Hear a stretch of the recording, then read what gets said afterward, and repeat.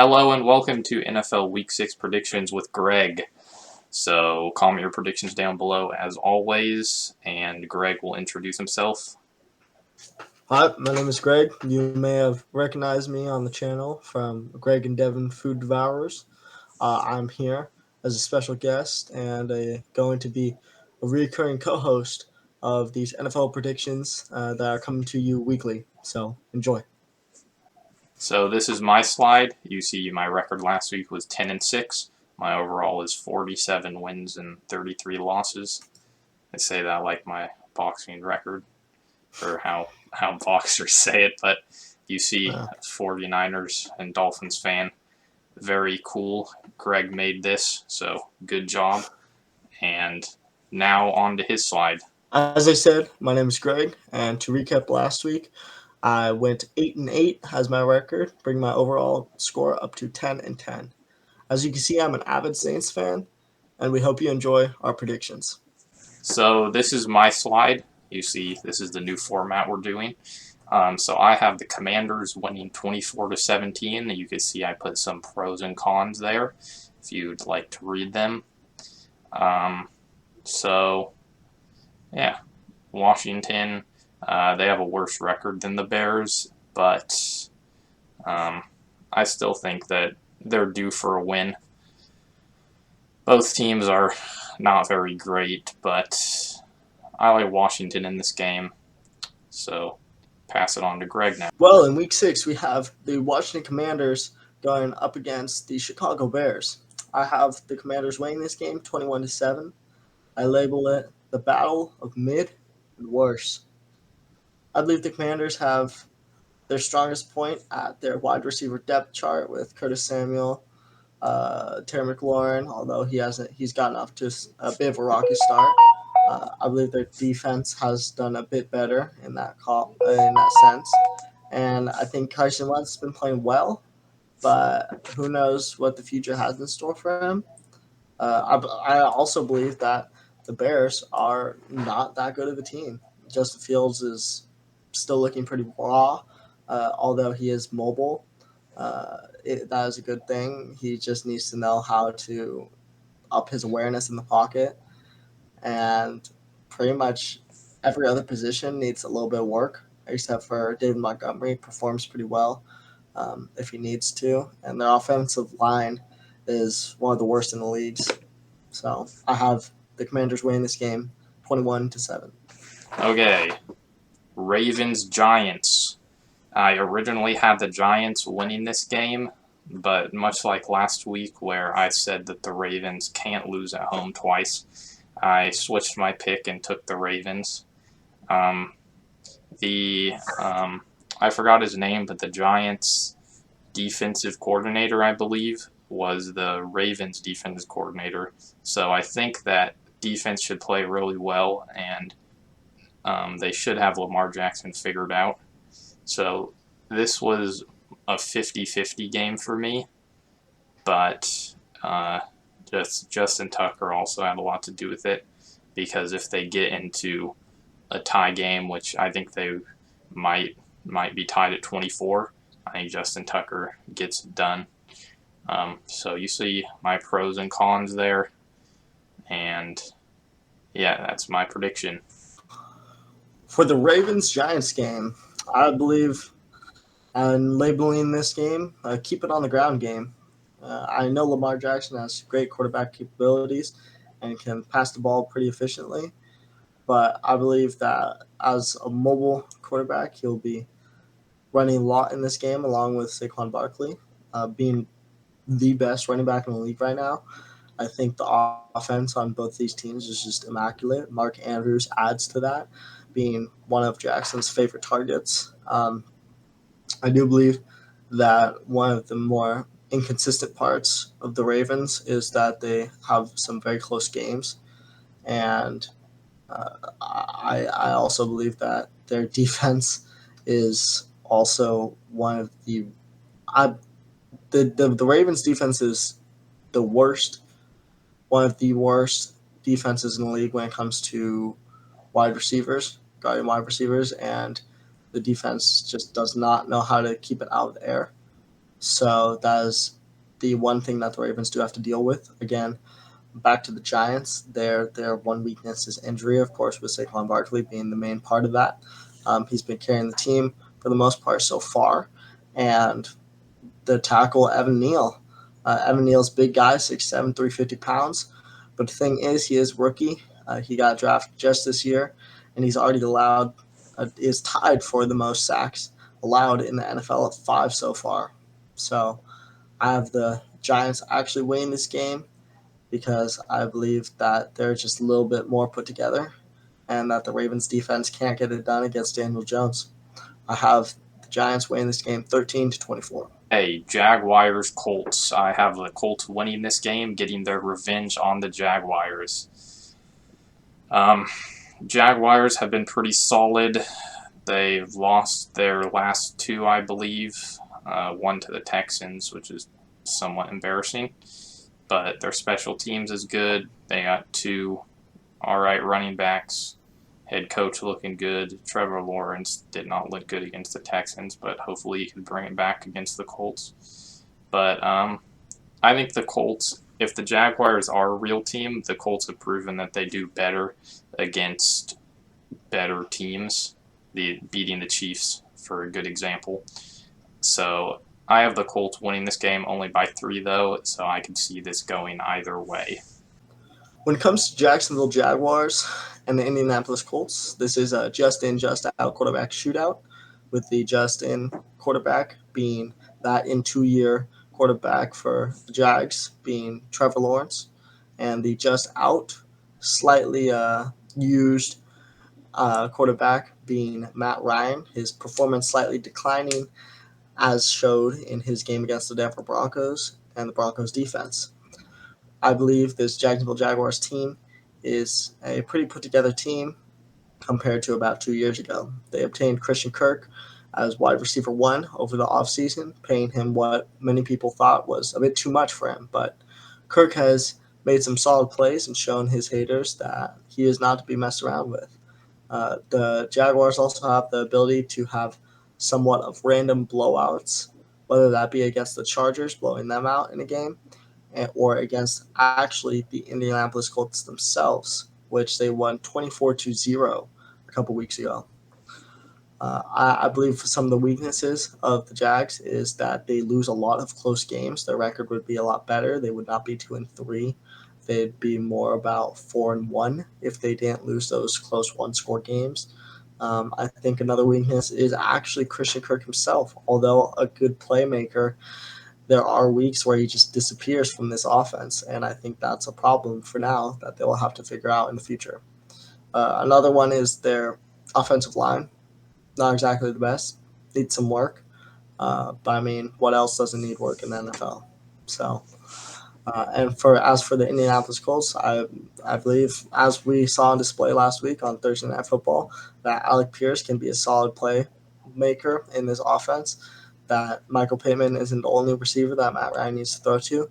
That Alec Pierce can bring in targets, bring in receptions, and possibly score points when it's not such a low-scoring game. I think another one of the weaknesses and similarity to the Jags is that the Colts O-line is not exactly the best either. It needs some work. And I think Matt Ryan may possibly be holding them back a little bit.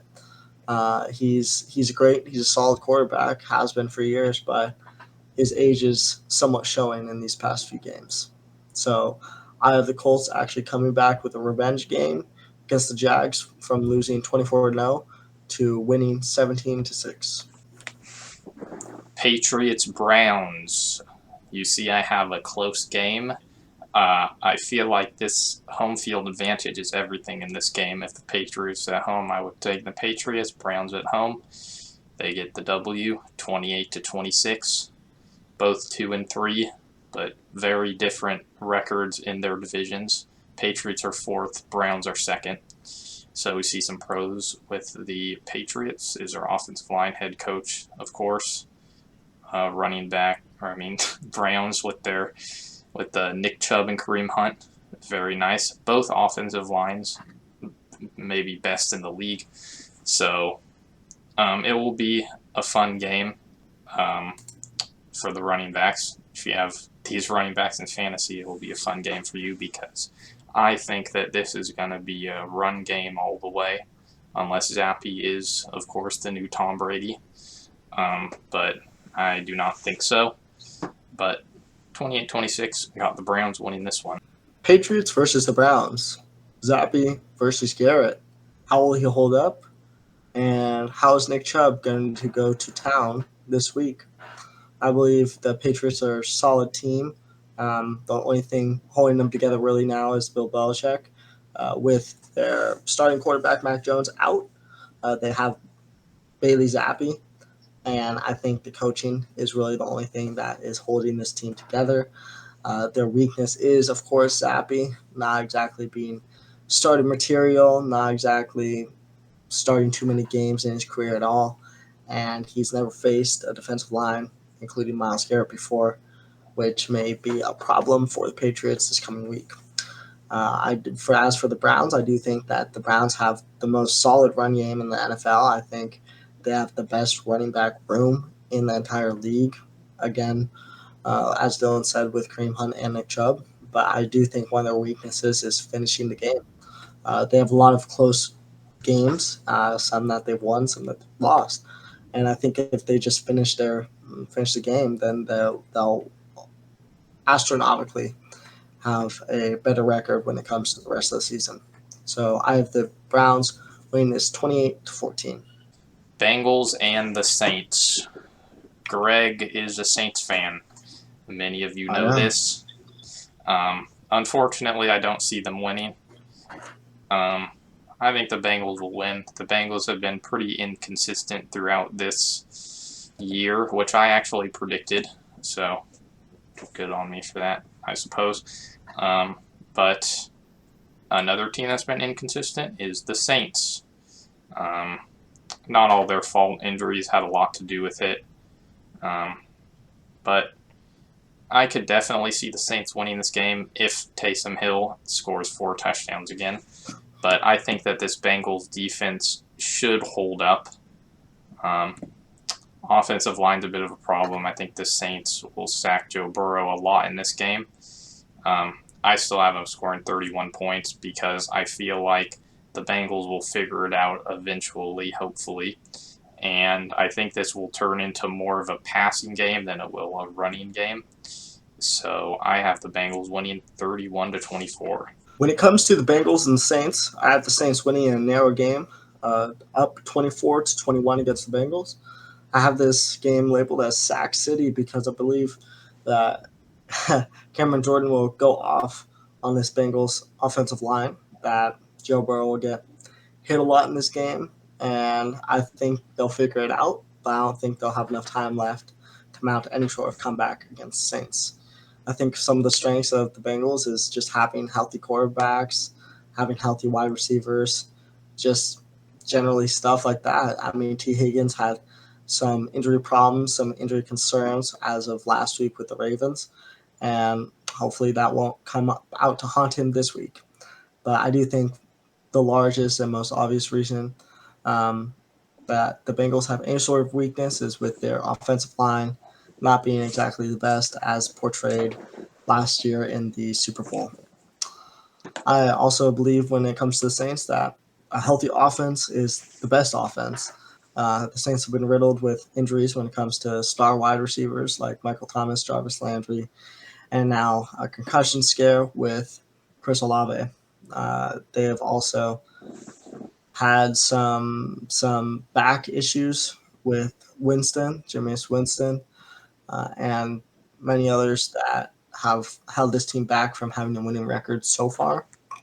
Another thing that's held them back is they've just lost in one-score games.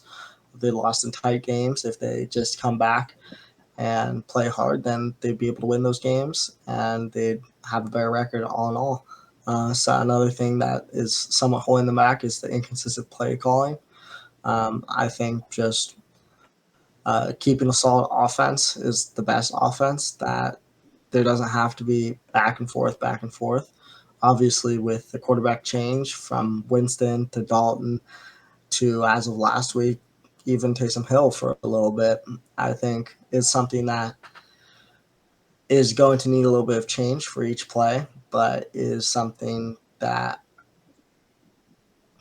needs to be done sometimes. They just need to adjust to it a little bit better. So I have the Saints narrowly winning this 24-21. All right. Bucks Steelers. I think that a lot of people know where this is going. I made an unfortunate decision last week to pick the Steelers against the Bills, and I shall not do that again. 1-4 versus 3-2, 4 versus 1. And I think that the Falcons may have won last week if it wasn't for the roughing the passer call. It was unlikely that the Falcons offense would have been able to do that without Patterson, but we're not talking about the Falcons right now. We're talking about the Bucs and the Steelers. So the Buccaneers have a good running back, good defense, good quarterback experience with Tom Brady. Steelers have a good head coach, special teams, and their defense, which is beat up. I still put that in the pros, but realistically, without TJ Watt, I don't see them disrupting Tom Brady. Maybe a little bit, but not enough to impact the game. Kenny Pickett, I think, will somewhat recover. I think he'll throw a touchdown or two. I think he'll also throw a pick, but I still got the Bucs winning this. Brady against Pickett. The Bucs against Steel City. I have the Bucs winning this game 35-10. The main reasons why is because the weaknesses of the Steelers is mainly their quarterback play. They have inconsistent quarterback plays. They pick it through way too many interceptions to ever win a game. And I just think the quarterback room here is not exactly the best in the league. I think the Bucs have experience on their side. They have obviously Tom Brady, who's been in the league since the dawn of time, and a solid wide receiver core when healthy. I do think another one of their weaknesses is, again, finishing games along with the Browns. Just if they keep going in the fourth quarter, if they don't give up, then they would be able to win and mount a lot more games. Although they are already first in the NFC South, they will be able to win a lot more if they continue playing throughout the fourth quarter. So I have the Bucs winning this 35-10. Okay, 49ers Falcons. These are my 49ers versus the Atlanta Falcons that I was talking about earlier. I have the Falcons winning, which is a surprise to many, especially since I'm a 49ers fan. But I think the Falcons will surprise them at home. And this may sound surprising, but even if the Falcons were away, I still would have taken them. I might be making a mistake again because this was my logic last week for the Steelers-Bills game, and I lost that. So I hope the 49ers win, but in my opinion, I think the Falcons are going to win this game. Debo goes off is what I would call this game. I'm calling this game as a 49ers win at 17-7 against the dead Atlanta Falcons. I think the key points in this is that I don't think Marcus Mariota is going to make a single scratch in this 49ers defense. Nothing too extreme. That's why they're kept to only one score throughout this entire game. I believe Deebo Samuel is a key and integral part of this offense. Being versatile and being explosive is some of the best things that you can find in a football player. But the one thing that I do think is holding them back is, again, Jimmy Garoppolo. As we could see in his previous performances, he hasn't exactly led this team to winning records and hasn't exactly been an integral part of this offense to win games. There have been games in the past where he's passed as little as 5 passes, and they have still won as an offense altogether. But I do not think that Jimmy G is overall helping this team win any more games. But the thing is, with the Falcons, they have Cordarrelle Patterson on IR. So that's another key thing that is out for this game. I believe one of their few strengths in this team is a healthy Cordarrelle. But a lot of weaknesses stem from play calling and failed comebacks. After 3-28, they are really not the same Falcons. I have the 49ers winning this game 17-7. All right. Jets versus Packers. I have the Packers winning this 26-20. The Jets could definitely win this. I think this is the only game that's this week for the two teams to actually have the same exact record. Oh wait, no, Bills Chiefs 4-1. Ignore that, but I thought that was pretty funny. 3-2, both second in their division. So this will definitely be an exciting game. I think that Aaron Rodgers should get it done here. Zach Wilson versus Aaron Rodgers. I'm going to take Aaron Rodgers every time. So the pros for the Jets are their defense, offensive line, head coach. I think overall the Jets are a pretty well-rounded team. There's not a lot that I could really say that's bad about them. You can see that's why I put new team, which I haven't put for any other teams here. But the Jets could win this game, but I see the Packers winning it 26-20. The Jets versus the Packers. Breece Hall keeps it rolling.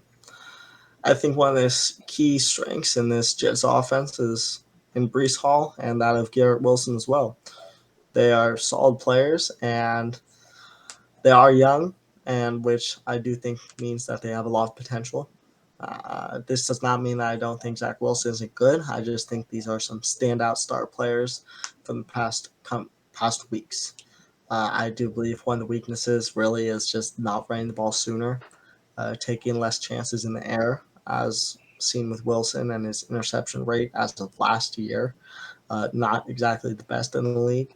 And when it comes to the Packers, I think a lot of their strengths comes from their good coaching staff. Aaron Rodgers and Aaron Jones being extremely solid players and veterans in the game. Rodgers being multiple-time MVP. Their one weakness really is their receiving core, led by Allen Lazard. When you have MVP caliber quarterback, you also need somewhat decent wide receivers to catch those great passes. And without people with hands, you can't really do much. So I have the Jets winning this game 20-13. Vikings, Dolphins. This is second favorite team is the Dolphins. And I wish that Teron Armstead, Xavier Howard, and countless others, especially Tua, are out. And that's why I have them losing this game. I don't know. Mike McDaniel said that he's not sure who the quarterback is going to be. I don't think it's going to be Tua. But I have the Vikings winning this game just because they're the more well-rounded team at the moment. I still believe the Dolphins actually would be undefeated if it wasn't for injuries, and you could see for my cons, it's just all injuries. But both are pretty good teams, and I'm taking the Vikings solely based on because they're not as injured as the Dolphins. So hope the Dolphins win, but I got the Vikings 34-27. The Vikings and the Dolphins. I have this labeled as Interception Nation. I believe the Vikings defense is going to go off on the quarterback room when it comes to the Dolphins, as they are starting their third string quarterback. Tua is out. Bridgewater is probably out. And Mike McDaniels has not listed a specific starting quarterback, but I do believe that to be Skyler Moore in the most certain of scenarios. I do think the Dolphins have an amazing receiving core in Jalen Waddle and Tyreek Hill. But the thing is, having a great receiving core isn't too great at all when you don't have a quarterback to throw to them. So I do think the weakness of this team really is just under center at QB. And when it comes to the Vikings, I do think their strongest position is their receiving core when it comes to Justin Jefferson, along with Adam Thielen, and a little bit of Irv Smith Jr. when it comes to it. Their weakness, of course, is that Eagles game with Darius Slay absolutely owning Justin Jefferson, having multiple picks in the game. And I think Kirk Cousins needs to step up his game a little bit if he wants to have the Vikings have an even more proficient season. They are 4-1 and first in the NFC North, but I don't believe that'll last long if they don't have good quarterback play. So, but for this game, I do have the Vikings winning 24-9. Panthers versus the Rams. I hope the Rams lose, but I have them winning, but only by 7. I don't know who the head coach for the Panthers is now, but it is not Matt Rule. Still got Christian McCaffrey, still got receivers, and still got some defense. So I think that will upset the Rams. Maybe not enough to win. I think that this will be a lot like the Falcons-Rams game, where the Rams pretty much just do whatever they want. Matthew Stafford messes up and throws interceptions he shouldn't throw. The Panthers somewhat capitalize on that, and then they get some garbage points in the fourth. So I think it's actually going to be 28-14, and then a last 4-minute touchdown by the Panthers. But I got the Rams winning this, mostly because of Cooper Kupp. Can Carolina rule without Rule? I have the Rams winning this game 21-14 against the Carolina Panthers. The Carolina Panthers still have their strong suit in Chris McCaffrey, and they don't have Rule play calling anymore. I believe these are two good things that will help the Panthers organization move on from the past. But I do not think it is enough to push past the LA Rams. I think one of their weaknesses was in their play calling, especially under Matt Rule. Although they do not have them anymore, along with the offensive coordinator for the Panthers, I do believe that there will be a small transitory period where they will have to get used to it. They might have some hiccups, which is why I have the Rams win this game once again. And when it comes to the Rams, they are 2-3 and second in the NFC West. I believe they should be a little bit better than that. I think the thing holding them back mainly is Matthew Stafford and his inconsistency as quarterback. But the thing is, the Rams are a solid team when it comes to their star wide receiver in Cooper Kupp and Aaron Donald. These are huge playmakers, Aaron Donald being one of the best players in the league, along with Cooper Kupp being at the top of their respected positions, and Cooper Kupp really making a difference in this offense. I think this is going to push them past in a close one-score game against the Panthers and having them win 21-14. Cardinals versus the Seahawks. I picked the Seahawks. Maybe not the smartest choice, seeing that they lost to the Saints last week. I also picked them against the Saints. But Geno Smith did have a good game. Rashad Penny, not so much. Rest in peace. But I have the Seahawks winning this. I think that it will be 28-28 into overtime. Seahawks get a defensive touchdown. Maybe a pick six, fumble recovery, I don't know. But they're going to win it, and then they're not going to kick the extra point in overtime. But the Cardinals have a good quarterback. They have experience because their team is a retirement home. And they have a okay defense with J.J. Watt, even though he can't play every down. And then the pros for the Seahawks, his head coach, obviously DK Metcalf and Geno Smith playing like an MLG player. Geno stays hot. I believe that Geno Smith will have an amazing game against the Arizona Cardinals, and that the Seahawks will push past them in a 21-13 win. And I believe one of those key factors, although 2-3 and currently fourth in the NFC West as the Seahawks, I think Geno Smith is a solid player. He's proved that over the last few games, especially against the Lions. I think the receiving core is just great. They have DK Metcalf, they have Tyler Lockett, they have all they need, really. The one weakness I would point out in the Seahawks offense is most especially the offensive line and the injury when it comes to their running backs. We saw it in Chris Carson last year, and it put him into retirement.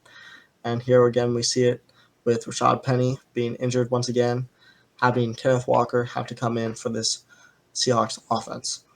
And when it comes to the Arizona Cardinals, I think one of their key strengths is also their quarterback in Kyler Murray. He is very mobile and very talented, has a lot of arm strength in that little body of his. But the thing is, those double XP weekends, Kyler, you don't really win much. So who knows what you're doing? Maybe you're too busy in Modern Warfare. Maybe you're just having an off week. But anyways, I do think that is one of their weaknesses. Funny enough, but also again with their rush game, James Conner's not performing to his hype, um, and I think that's one of the things that they really need to work on if they want to put together a solid and winning season in the NFC West. But I do have the Seahawks winning this game 21-13. Bills versus the Chiefs. The self-proclaimed best playoff game ever, which I don't know about that one, but fair enough, I suppose. 2 4-1 teams, both first in the AFC, so that is very cool. This should be a good game. I have the Bills winning it mostly because of Josh Allen and their defense hopefully recovers. I don't remember who was out. I think Tre'Davious White was out, so their defense was banged up, but should be better now. But the Chiefs, I think that Travis Kelce will have a good game again, and the Chiefs should stay in it. I actually predicted the Chiefs not to make the playoffs, which was a bad call by me, but it's looking like they will. So this shall be a good game. The Bills and the Chiefs, they battle for first in the AFC. Both teams respectively 4-1 in their own divisions. I have the Bills overtaking the Chiefs for a 29-22 lead, and ultimately winning this game. The strengths for the Bills, well, what isn't a strength? Pretty much everything. You have elite wide receivers. Even Gabriel Davis went off last week with only a couple of catches, but still an incredible amount of touchdowns and yards received on each of those catches. I believe the one, and if I had to pick, the only weakness of this Bills team is really the running back room.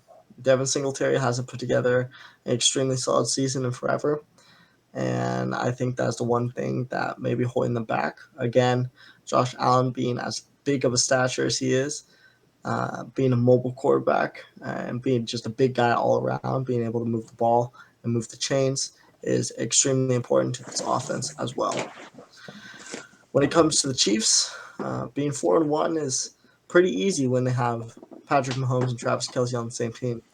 The quarterback tight end relationship between these two is one for the ages, and is just one that is extremely efficient and extremely high scoring. I think this offense for the Chiefs is really explosive, and you can see that in the majority of their games. I do think the one thing that they need to work on a little bit is their offensive line. Mahomes still somewhat needs to roll out every now and then. I don't think it's exactly the best. I think they can work on it a bit more, but that's really the only weakness I see in this offense as of now. I have the Bills winning 29-22. Cowboys Eagles. So I have the Cowboys winning this. A 1-point game. The Eagles will no longer be undefeated. Their reign of terror will be over, and the Cowboys will be in first place. This will be mostly because of their defense. I don't know who's starting, Dak or Rush, but either way, I'm still taking the Cowboys. I think this defense is going to disrupt the Eagles. I didn't put offensive line as their pros, but they actually have a really good offensive line. Just with a few injuries, I think that's one of the reasons why the Cowboys will sack Jalen Hurts a bunch.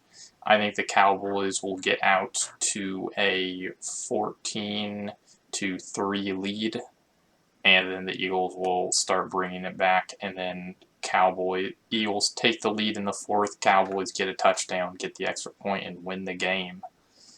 That's my prediction. Sunday Night Football. Cowboys against the Philadelphia Eagles. The battle for bragging rights and for the top of the NFC East. I have the Cowboys winning this narrowly 21-17 over the 5-0 Eagles.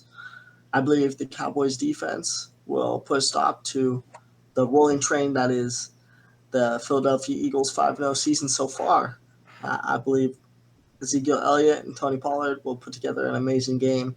Their running back room is just incredible, and their groundwork is amazing. I think the only weakness in this offense for the Cowboys is really at quarterback, with Cooper Rush putting together a lot of good games, but who knows what he has in future, especially against such a dynamic defense that is the Eagles. The Eagles have gotten to their 5-0 start with a mobile quarterback and a good quarterback in Jalen Hurts, along with star wide receiver A.J. Brown, along with some help from Devonta Smith as well. And Darius Slay on defense has been putting up incredible numbers throughout the season, picking off, as I said earlier, the Vikings multiple times in their game together. And I think that defense is somewhat going to put a stop to the Cowboys' air offense. I don't think they will be throwing the ball as much, specifically because of Darius Slay. I do think the one weakness in the Philadelphia team is their fan base. I'm not going to get into exactly why, but I believe you guys already know what I'm referencing. But I do have the Cowboys winning this game 21-17. Broncos, Chargers. Broncos country, let's ride. They will be riding into a loss. Russell Wilson's Subway sandwiches cannot save him against the bolts of the Chargers. I have the Chargers winning it 30-21. My reasons why for this game is the Chargers have Justin Herbert, who is hopefully recovered from his injuries now. And a lot of people are angry at Russell Wilson. Hopefully he could step it up. I do have them scoring 21 points, mostly because of their running back, though, or lack of running back, I should say. But I guess we'll see how this game plays out. Can Russ cook? Has been the question as of late, with his game against the Colts being a snooze fest, to say the least. I have the Chargers winning this game 28-6. I believe that Russell Wilson has yet to put together an extremely good game, and I think their defense is just somewhat decent in Denver. I think Cortland Sutton's a pretty good target, but the thing is Russell Wilson has to get him the ball instead of throwing it in the ground or outside of the numbers. I think one of the weaknesses of this offense is exactly in that of Russell Wilson himself, a star prospect, which everyone was hoping to find some wins in, some playoff contention in, but has yet to put up anything such as a winning season this year. I think Nathaniel Hackett is also somewhat to blame with his time management, but that is of much less concern than Russell Wilson's quarterback play. And when it comes to the Chargers, I think Chargers are going to do just fine with a healthy Justin Herbert and Austin Eckler finding his old self. I think they are going to go and have a great game against this Broncos defense. I think the one weakness in the Chargers offense is that of injury. They had the Rashawn Slater injury toward both of his biceps and is out for the rest of the season, along with Keenan Allen, who has been out for the entire season so far.